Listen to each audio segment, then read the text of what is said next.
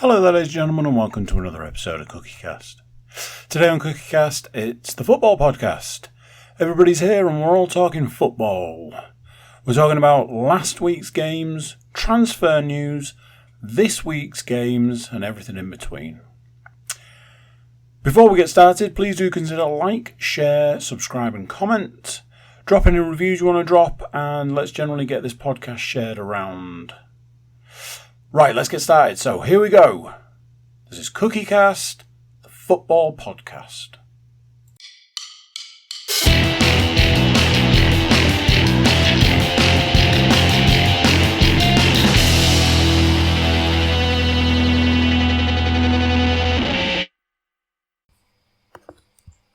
Recording in progress.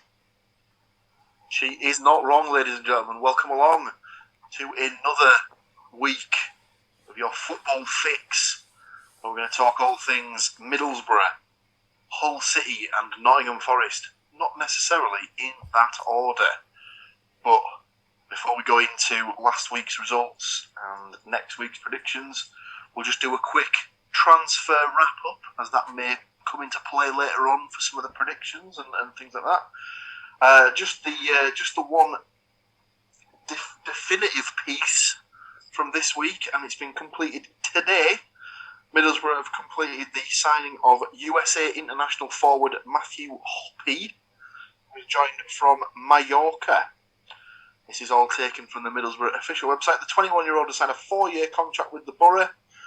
His career started with the LA Galaxy Academy, and he's had spells in Europe with Bundesliga outfit Schalke 04 and Mallorca. So, boosting the attacking ranks at the Borough. That's the only signing in the door, sealed and delivered. From a Middlesbrough and Hull perspective, however, there is talks today that Middlesbrough target Jacob Greaves has rejected several contract offers from Hull City. Now, this is unconfirmed reports. This is nothing that's come out from the club themselves or anything like that. But he is in the final year of his current deal, and apparently he's rejected multiple contract offers. Stu, what's the crack?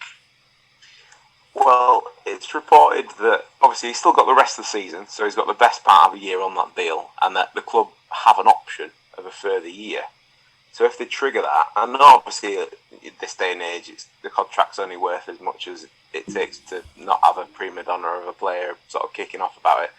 But effectively, he's got the best part of 2 years left on his contract. So I think the premise of it is the new guys have come in, spent an absolute ton of money, and Jacob Greaves will still be effectively on the old wage structures contract.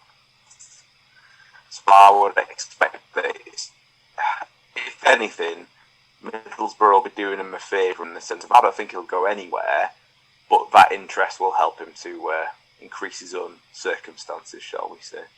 Yeah, do you reckon it's anything to do with him trying to get a clause put in for a release fee or anything like that, or is it just a case of, do you reckon it's just haggling over money? I doubt it. I mean, ultimately, these guys have come in, they've got the ambitions of promotion at some point in the near future. The kid's dad used to play for the club, he's got connections to the area. I think if it was me, I would have thought it would just be a money issue, because there's too many sort of boxes ticked, if you like, for him to be desperate to move on. I think it's very different to the Keane Lewis Potter thing, on the basis of he genuinely wanted to go straight away as soon as he could, whereas with Jacob Greaves, I think there's too much to keep him here aside from the the football aspect. So. It's slightly different than the KLP situation, because that's Premier League football when he's broken into the under-21s and stuff like that. So there's an obvious progress in his career. Whereas this is more of a sidestep. It's staying, unless Middlesbrough are offering amazing wages, then it seems like it's just trying to get more money out of the club kind of thing. And obviously that's that's something that he won't even know about at this point, because obviously if the bids have been rejected by Hull, which apparently they have, these are all unconfirmed rumours, but if the bids have been rejected that have gone in, then personal terms won't have even been discussed, because then you're getting into like tapping up territory and stuff like that, aren't you? But that's all I've got from a Borough and a Hull perspective. I did see that there was some rumours about Forest not being done with their recruitment for. You name a player, Forest have fully been linked to it at the moment. It's unbelievable. We had a bid accepted, terms agreed, and the medical was set for Moreno from Betis, and then he changed his mind. But apparently, is a bit more of a bit like the Greaves situation. Apparently, is due to sign an improved contract. But yeah, Emmanuel Dennis. Yeah, you name it. You name a striker, a central midfield player, or a left back. Even though we already have two. Centre midfielders seem to be the thing, and we're probably linked with them at the moment. Watch this space. Dennis was the one that I'd seen in the last couple of hours. And the Gibbs White saga carries on. Apparently they want 100 million and the firstborn child of every single player in the club, kind of thing, and freedom to graze their sheep in the city of Nottingham, that sort of stuff. On the pitch. Yeah. So watch this space. Like we said, the transfer window remains open until the end of August, so we've got at least another 3 weeks of this sort of saga. What will normally happen is that Middlesbrough don't sign anybody. Obviously, they've signed someone today, but it's usually the case they don't sign anybody, and then with about 2 minutes to go in the window, they'll sell their best player. So let's all strap ourselves in for that little joy happening, and then obviously all that'll happen there is it'll be someone who Andy is really happy to pick for his scorers in the games, and he'll have to re-choose another name. Well, when you said that they were going to get rid of their best player, I was like, Duncan Watmore? Because, it's going to be getting we'll come on to him a bit later on, because unfortunately Duncan Watmore might be in my not-so-good list at the moment. But we'll come to that in a minute. So, we dive in to last week's predictions, and we start in the place that Middlesbrough and Hull are hoping to get this season. It is indeed the Premier League, with Newcastle United going up against Nottingham Forest. I must admit, the only bits I've seen of this are the bits that were on Match of the Day. It wasn't great viewing, if I say so, as a sort of Forest observer. Mr. Moore, do you want to break it down for us? I think it's one of those things where, like I said, when I did my prediction last week, it was a hopeful 2-2. Hopeful draw, I think, 1 or something like that. Hopeful 1-1 draw.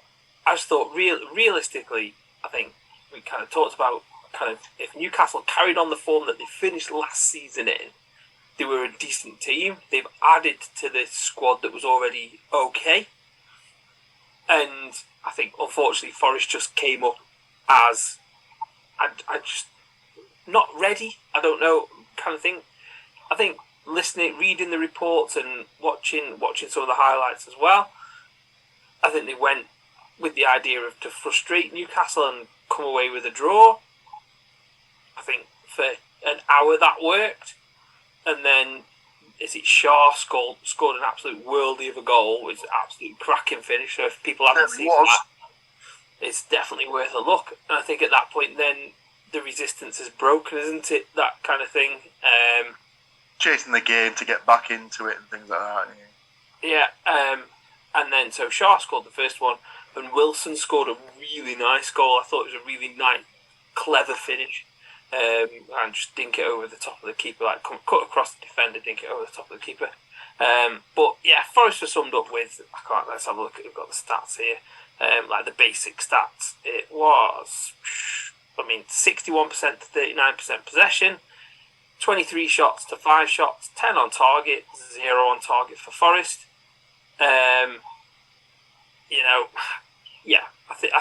I think kind of by the way other people are talking that Newcastle are going to be a good side this year. It seems like they started that way, and not all the best players were playing. So Botman wasn't in the team. They'll probably add to the squad that they're looking at, and I think it seems disheartening, and people kind of go, "Oh man, it's not the best start." We'll see what the weekend brings. But looking at the Wilson goal, we really all should have picked him because he scored 4 goals in the 4 goals.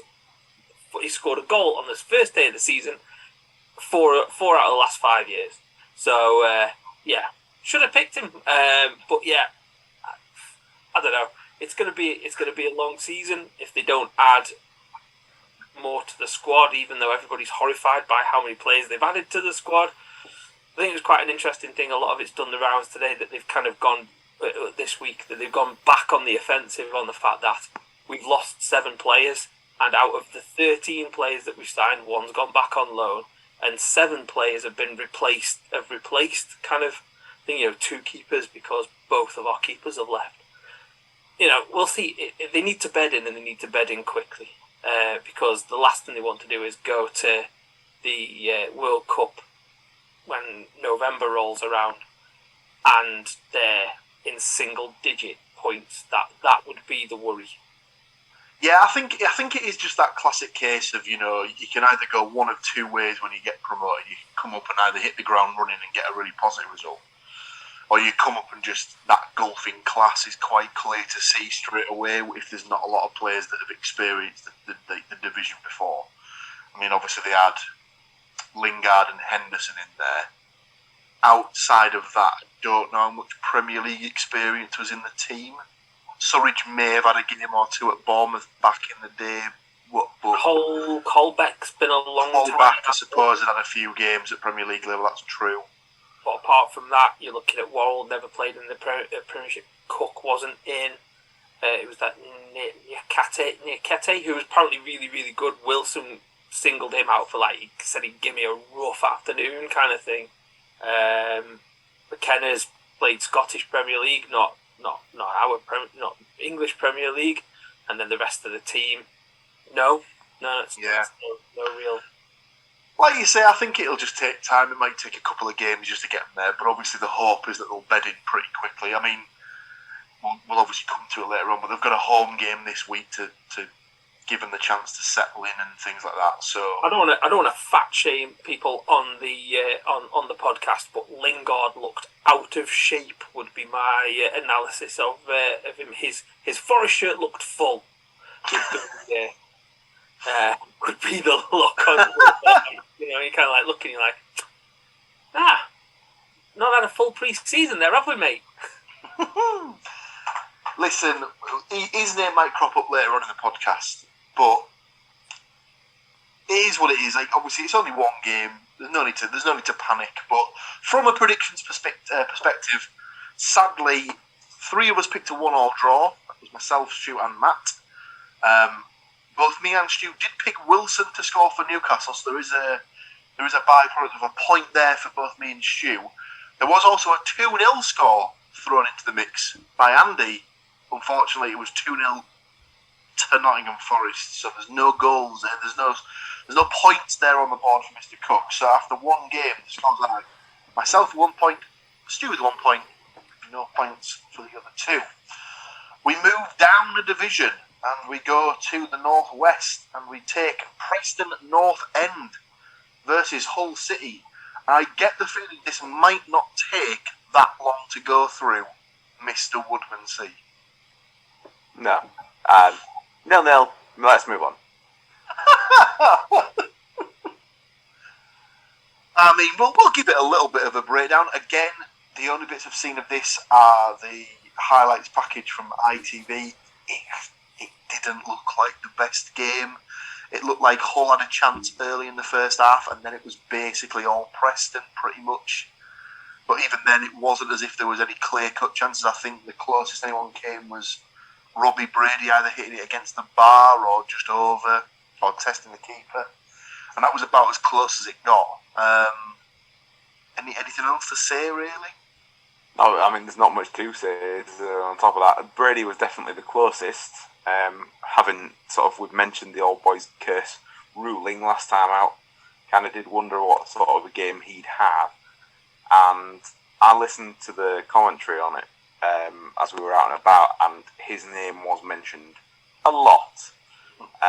Not just because that's the only one that the commentators remembered, but the statistics again summed it up in the sense of the away team, as in Hull, were clearly there trying to nick one, and in the end, neither side had the quality to actually put it away. But Preston had 2/3 of the possession. They had 6 shots on target, whereas Hull only had 1. So we talked about this before for Hull, about them having time with all these new signings to build that team chemistry. We are still very much in developmental stage for this, because that ain't it. last Saturday's game was just not the one. So yeah, but still unbeaten in the league, so we can go from there. Absolutely. I mean, you do every now and again. You just get these games, don't you, where it's just neither team can really break the other one down, and just peters out to a 0-0 draw. And sadly, this one was that exact case. So, from a predictions perspective, Stu had a Hull win 3-1. Matt had a Hull win at 2-1, and Andy had a Hull win 1-0. I was the only sensible person to go for a draw, for the 2-2 draw, so I get a point for that. But other than that, can we just clarify that it said sensible person and then very quickly glossed over 2-2? But man, mate, when it comes to the picking the actual result itself, no danger. We move from the northwest to central London, where we see Queen's Park Rangers take on Middlesbrough, and oh my. If there's one thing that you don't do as a football team, it would be give your opponent a 3-0 head start within the first 30 minutes of the game. I mean, why not?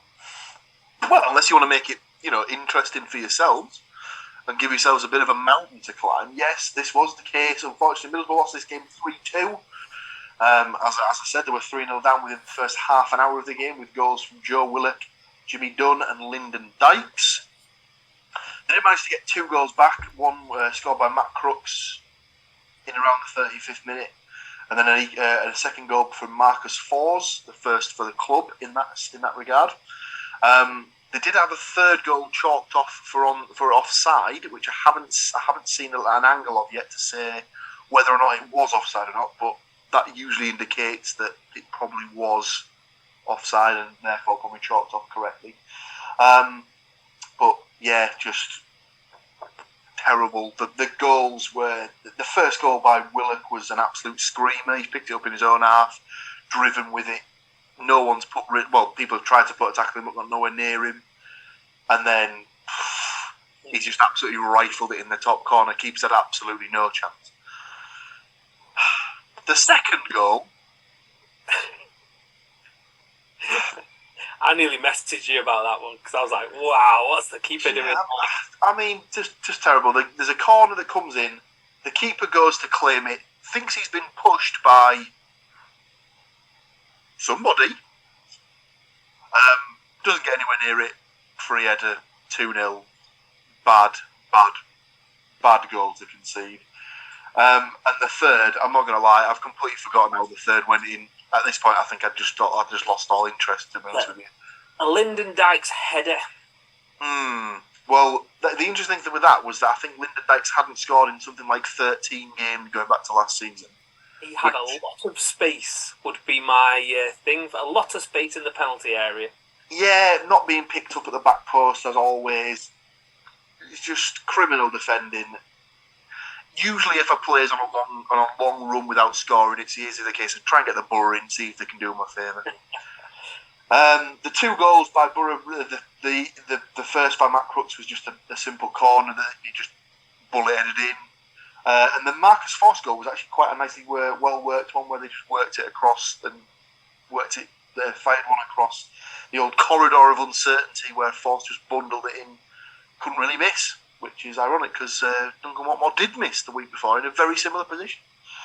So, from a predictions perspective, we all had an away win on this one, apart from Mr. Woodmansey.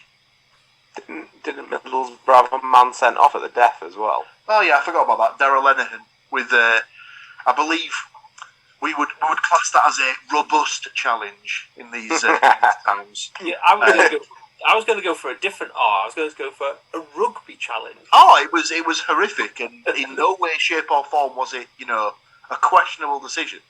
He was. I don't even think it was his second yellow. I think it was a straight red, which I thought came with an automatic 3-game ban, but apparently not. It's just a 1-game suspension.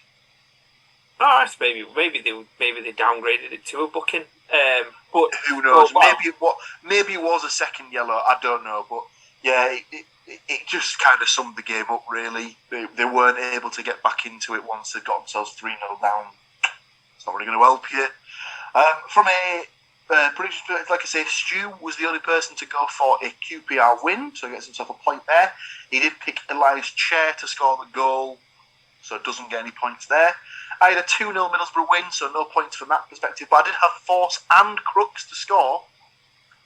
2 delicious, tasty points right there. Matt had a 2-1 Middlesbrough win, had goals by Dykes, 1 point, and Force. That's another point right there. So that's 2 points for Mr. Matt Moore. And Andy, same as me, had a 2-0 Middlesbrough win with goals from Watmore and Crooks. So for those who keeping the scores at home, that is 2 points for myself, 1 point for Stu, 2 points for Matt, and a point for Andy. The next game we have to come to is Cup games. But before we get to the Cup games, I feel like we might need to take a small break just to recharge our batteries and then dive straight back in with the Cup Fiesta.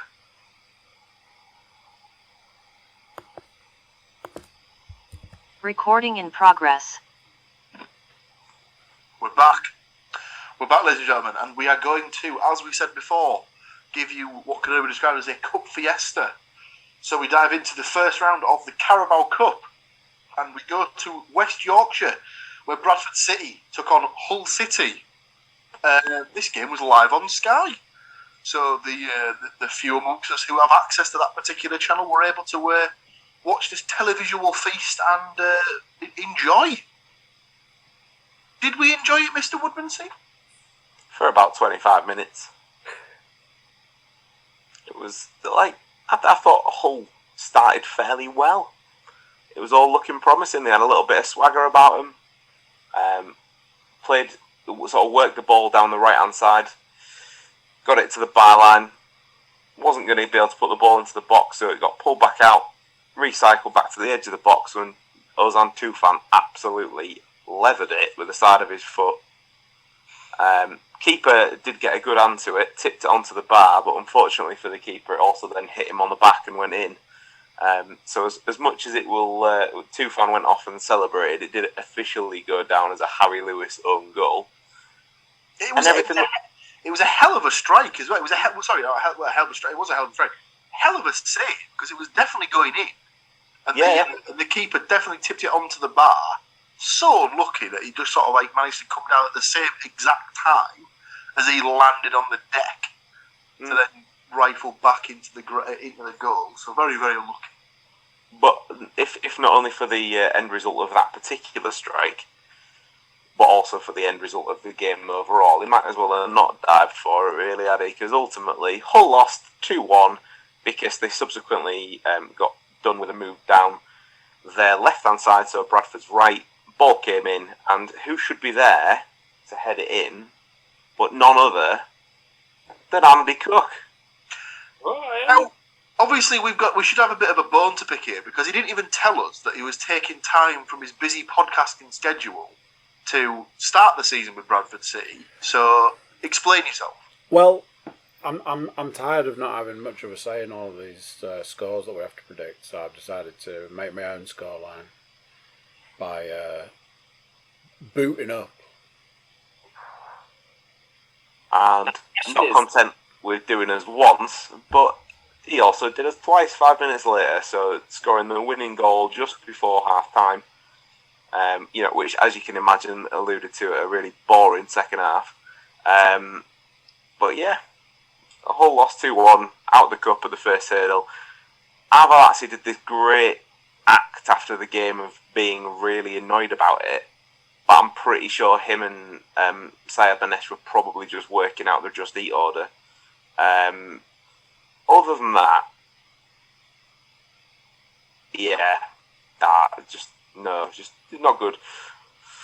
I thought he did change the team around, and he changed the team around more than I anticipated, again because of this whole chemistry business. A good portion of the what you would class as the starters were definitely on the bench for the game. But even the introduction of like Coyle and Figueiredo later on, like did nothing really. Although I did say to you guys at the time that Figueiredo definitely looked like the man that had just walked into like the under-15s game, because he is a mountain. So yeah, but still, just one more cup that we need to get knocked out of this year now, and then we're all good. Well, you can't win them all, or any of them, for that matter. But from a predictions perspective, nobody had a Bradford City win, so no points from a result perspective. The closest was Mr. Moore going for a 2-2 draw. Sadly, certainly not, and none of us picked any of the correct goal scores. Obviously, none of us had an own goal for Hull's goal. Disappointing, and as we said before, none of us even remembered that Andy was playing in this game, so didn't pick him to score. I'm absolutely wounded that none of us picked up on that. I feel like we've let ourselves down big time.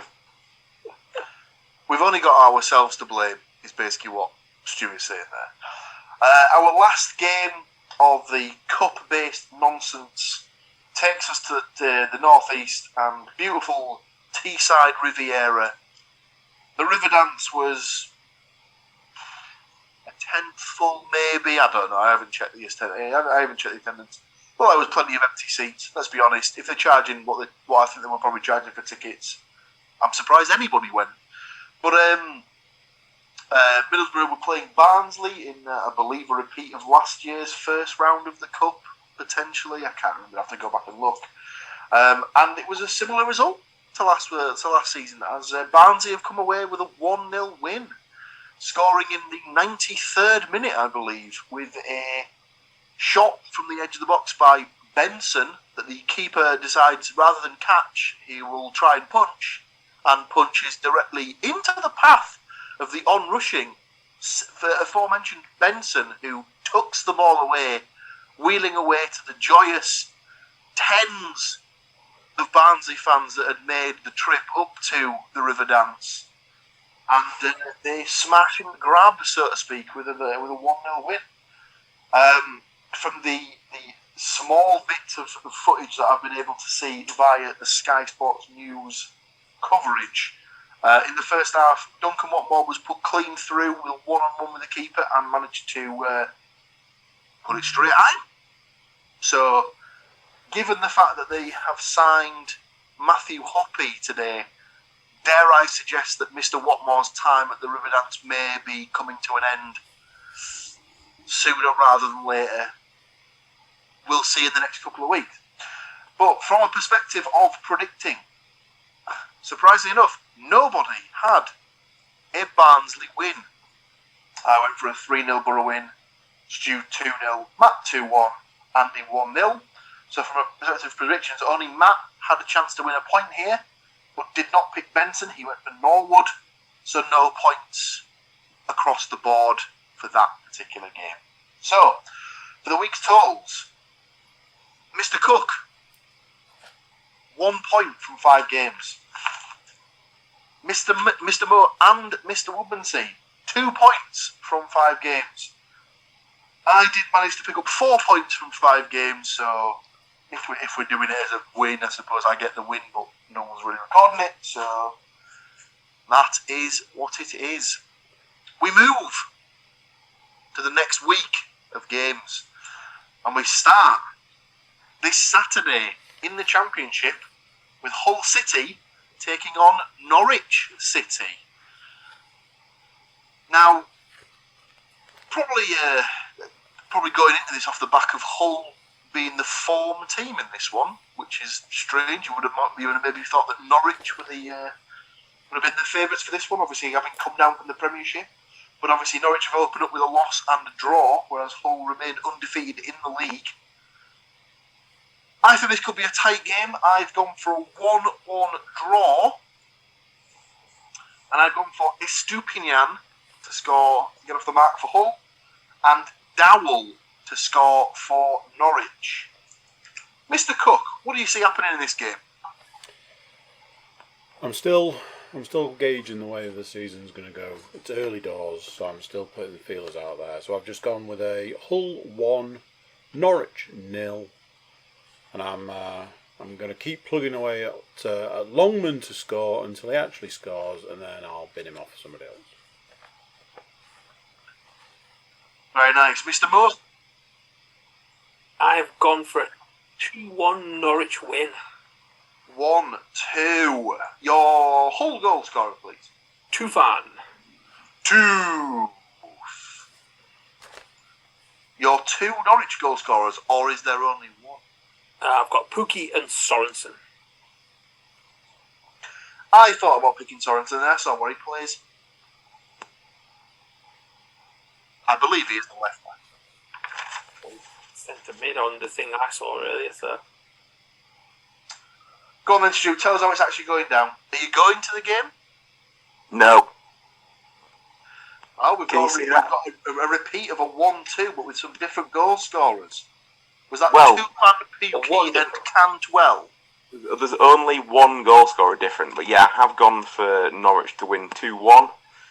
Tufan to avenge the own goal ruling from midweek and go and score a screamer.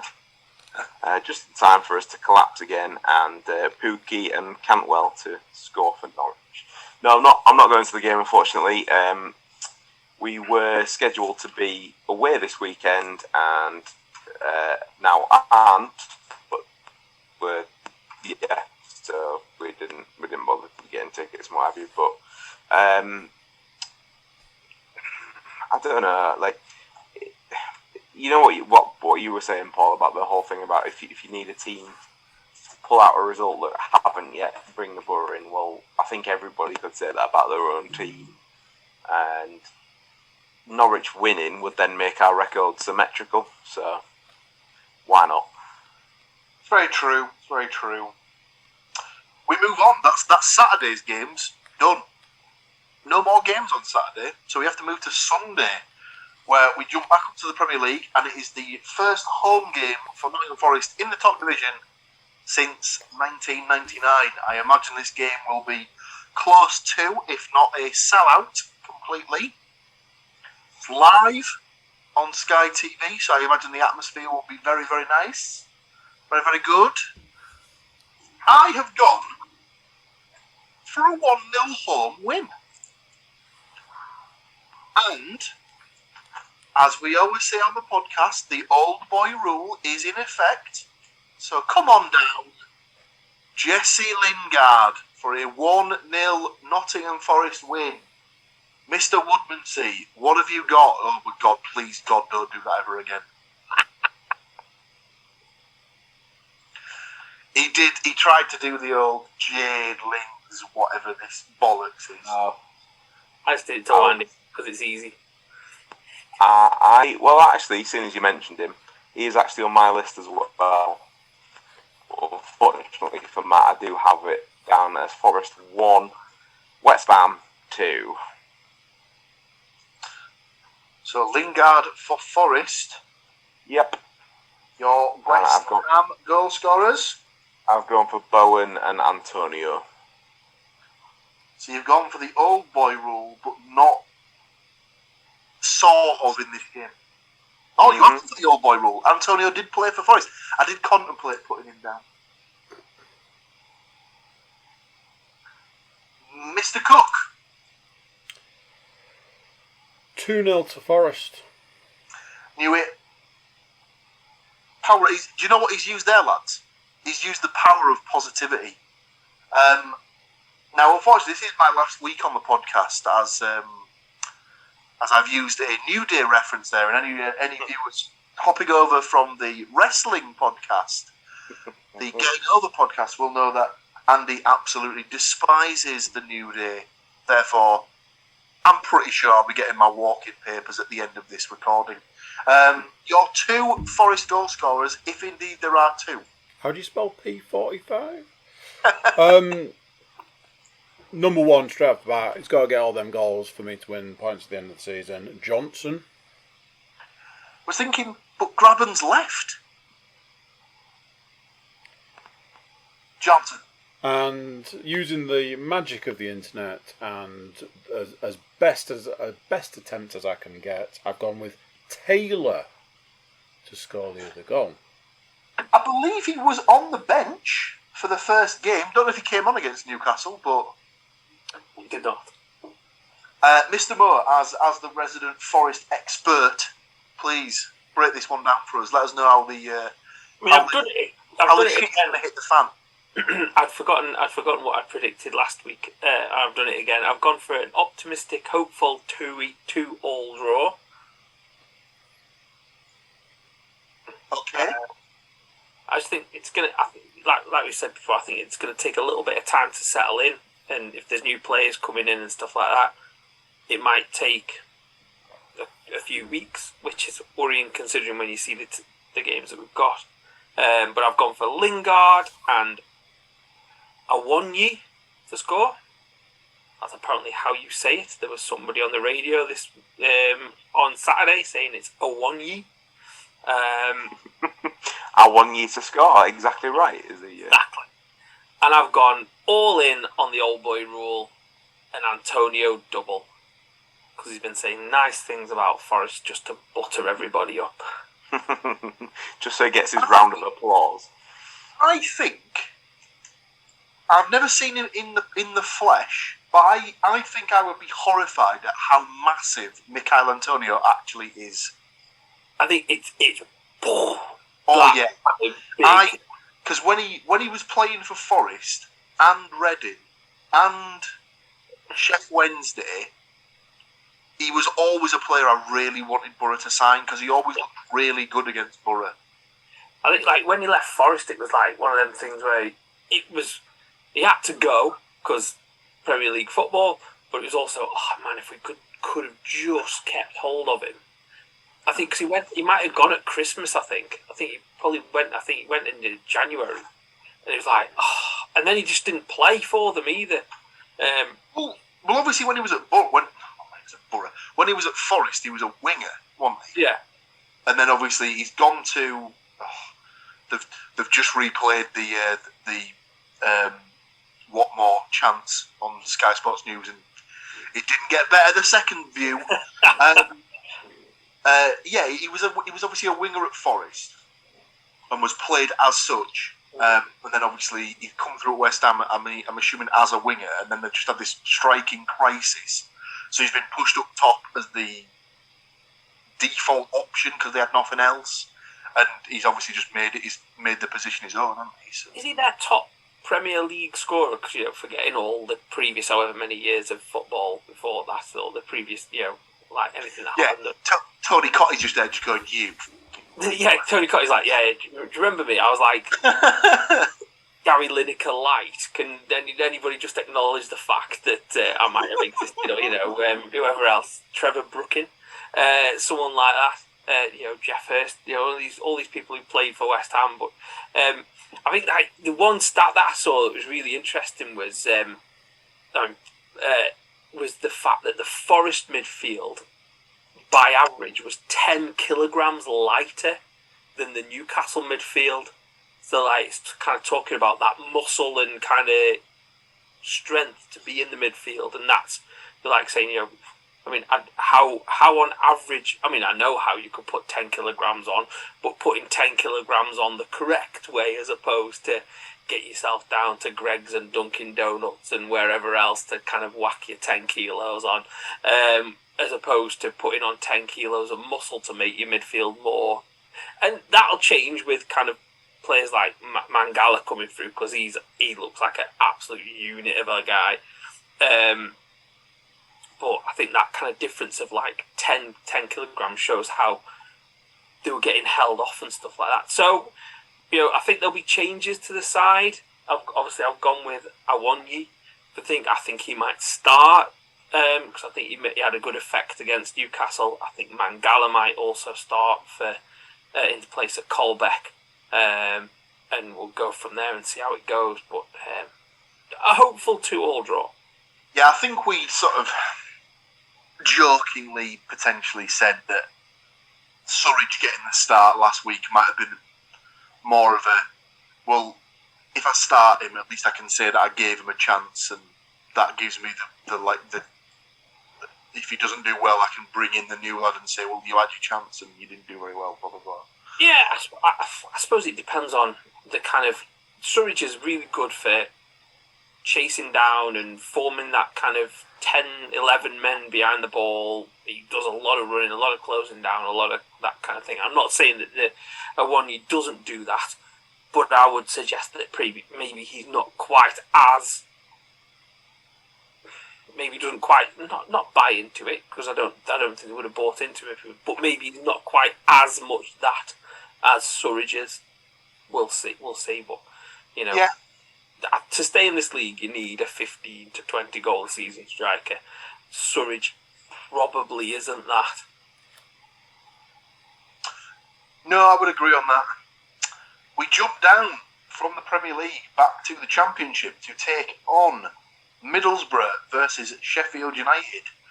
This is Chris Wilder's former team coming into town. Ooh, tough game. Mr. Cook, what have you got down for this? 2-0 to Middlesbrough. 2? Your goal scorers, please. Watmore to redeem himself from earlier, and Crooks to get another one. Very nice. I think because he played tonight, the chances of Watmore starting on Sunday are very slim, but I've been wrong in the past. Matt? I have gone for a 2-2 draw. Goals galore. Certainly wasn't that tonight. Your goal scorers? Crooks and fours for Borough. Yes. And Berg and Norwood for Sheffield United. I really hope that someone comes in and buys Sander Berg, because he is too good for the Championship. I was thinking that the other day when I watched their goals from the weekend, because his goal at the weekend was very, very nice. Certainly was. Mr. Woodmansey. Unfortunately for you, Paul, I've gone for a Sheffield United 2-0 win. Oh dear. And your goal scorers? I'm going for Norwood and Ndiaye.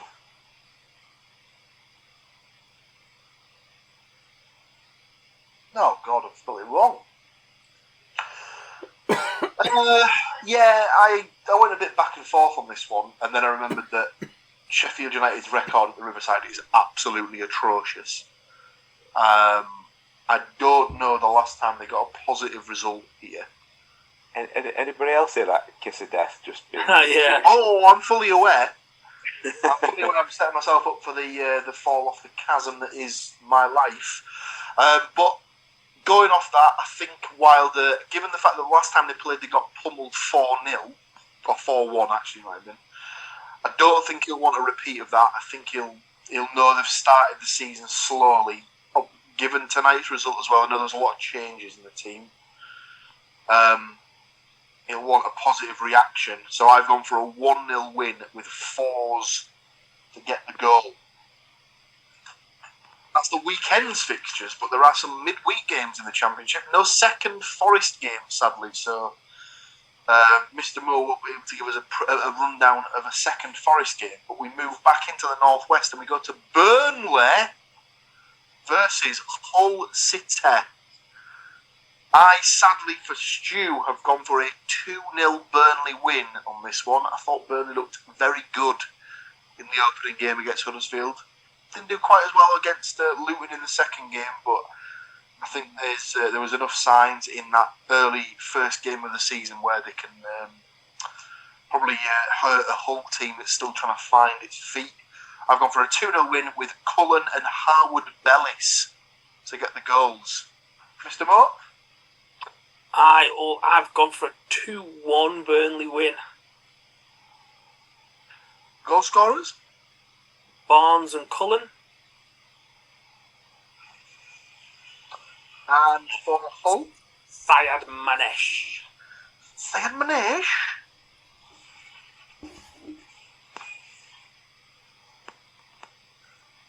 I feel because he put it on the back of his shirt, we should probably start calling him a liar or whatever his name is. No, That sounds awfully like a liar. Does that mean that we have to also call him Ozan full stop Tufan as well? Has he actually got the full stop? Yes. Oh my. That is interesting. Mr. Cook. I've done myself here, but I thought, why not? Burnley 0, Hull 1. Here we go. Ready? Estupiñán.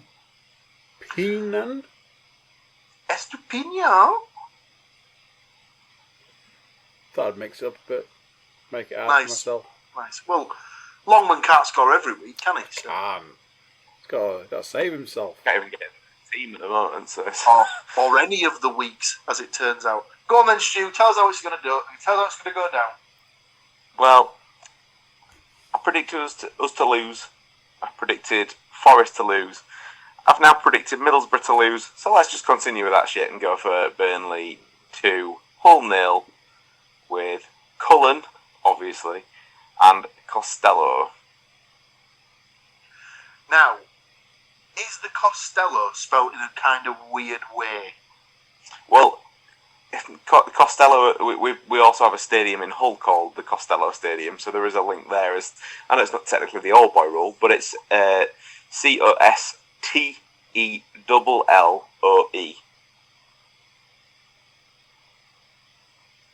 I don't know that you spelled the right way. Oh no, got an E on the end. Very good. That leaves us with one game left to predict. And it takes us to the Potteries for a Stoke City versus Middlesbrough game. We'll carry on with Stu. Give us your result for this one, please. I couldn't bring myself to put it for a clean sweep of losses all the way across my predictions, so I have gone for Stoke 1, Middlesbrough 1. Goal scorers? Gale for Stoke. Gale? And for Middlesbrough, I'm going to go for the new kid, Hoppy. Oh. Very nice. Mr. Moore? I've gone for a Stoke 2-1 win. Homer. Goal scorers, please. Couldn't be further from the truth. I've gone for Gale for Stoke and Smallbone. I mean, what a name. What a name. I bet he never got teased at school. I saw it, picking that one. And then Akpom for Borough. Mr. Cook. 2-0 to Borough. I like this guy. I like his thing. Gotta stick with the crew, aren't you? I've also gone with Chuba. And I'm throwing my hat in the ring for the new hot off the press guy, Falls. Falls. Can you feel that? I've also gone optimistic and I've gone for a 2-1 Middlesbrough win. the old boy rule does come into effect here, as Lewis Baker did have a loan spell at Middlesbrough earlier in his career. I have then gone for Akpom, and I have also gone for a debut goal for Hoppy. I'm surprised at all the Akpom action. You are? I'm surprised at all the Akpom action. I thought there's a chance he might not even be there by then. He has made himself very, very much a part of the squad. He came on at half time against QPR and changed that game massively. So I think he's firmly put himself into the manager's plans for the rest of the season. That brings us to an end of the predictions section of the podcast. There is just one thing to go through, which is the second round draw of the Carabao Cup.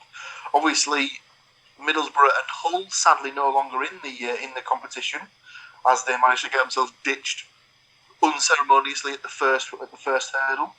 However, Nottingham Forest jump in at the second round stage and have been awarded with a trip to Grimsby for their first game in the cup this season.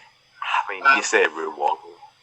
A bit fishy, that does. Bit of a do you know what? I've said it. They've not been rewarded with a trip to Grimsby. They've been rewarded with a trip to Cleethorpes. Is it, the ground not in? Grimsby, the only club who don't play in their hometown. But yes, the ground is officially in Cleethorpes, not in Grimsby. But yes, Nottingham Forest away at Grimsby. Had they got through, Hull would have had a home tie against Blackburn Rovers, who knocked out Hartlepool United. So had they got through, we might have had Hull versus Hartlepool, which would have been nice. And had Middlesbrough got through against Barnsley, they would have had a chance to beat Leeds. Ah. But they would also have had a chance to get absolutely twatted by Leeds. So let's not even think about that as an option, shall we? You know what, I'm pretty sure people come for the predictions but stay for the technical terminology there. That brings us to the end of the predictions roundup. I'm just going to quickly flick back through my pictures, as there was something I felt I needed to bring up, but I can't remember what it was. There we go. So, Coventry, first home game of the season against Rotherham, was due for last Sunday. However, a pitch inspection was set for 6 p.m. on the Saturday evening, and after seeing the pitch in this state, bear in mind, not a ball has been kicked yet this season. That's because they played the rugby sevens for the Commonwealth Games there. Ah. So it had 4 or 5 days of being however many days of being absolutely destroyed by rugby. Yeah, the upshot of this is I don't know if these are just unconfirmed reports this particular time, but there is a possibility that Coventry could be getting a points deduction for not hosting that game. No way. Again, I don't know if that's confirmed. I've just seen little bits and pieces flicking around on Twitter, things like that. But they also had their first round cup game tonight against Bristol City, moved to Burton Albion. So Bristol City's fans thinking they're going to Coventry. No, just keep going an extra 40 miles or so. It's less. Burton's closer to Bristol than it is Coventry, so. Fair enough. So yeah, they had to play a home game at Burton Albion because their pitch is in an absolutely terrible state. But just thought I'd bring that up because first home game of the season, you can't even get it put on. But obviously wasn't aware of the rugby sevens being played there. But you just make alternative arrangements. You'd offer to switch the fixtures, surely. Well, surely you'd kind of be because they all give this pretense of it's completely computer generated and there's no it all just falls into place magically. Because it might be worth giving us a couple of weeks of no home games so we can get the pitch sorted out after it's been wrecked by the Commonwealth Games. But yeah. And that's definitely been done before. When Harrogate got promoted to the Football League, they had a 3G pitch, which isn't allowed in the Football League, so they had to rip that up and put in turf. So I think they didn't play a home game until the 4th or 5th week of the season. So it has been done before. I think Sutton United was the same last season because they had exactly the same situation. So it's not as if there's not a precedent for doing it. But either way, we'll keep an eye on it. If it comes through, obviously we'll update you on the podcast. But thank you, gentlemen, for joining me again to go through another Championship and Premier League bit of football nonsense. Join us again next week where we'll basically do the same thing again. Hopefully with more points. Hopefully with more points from both the predictions and, more importantly, actual football team perspective. But yes, thank you all, ladies and gentlemen, and we'll catch you at the next one. So there you go, what do you think to that? Another one done. Another load of games gone, and another load of games to come. Before you go, please do consider like, share, subscribe and comment. Drop any reviews you might want to drop. And if you're pootling around the internet and you're out a bit of a loose end, you can always check out our website, it's thecookiecast.com. There you can find social media links and an email button. You can get in touch with us and you can let us know what you think about what's going on with the football these days. That's it for this one. Till next time, I'm going to say bye, and I'll see you then.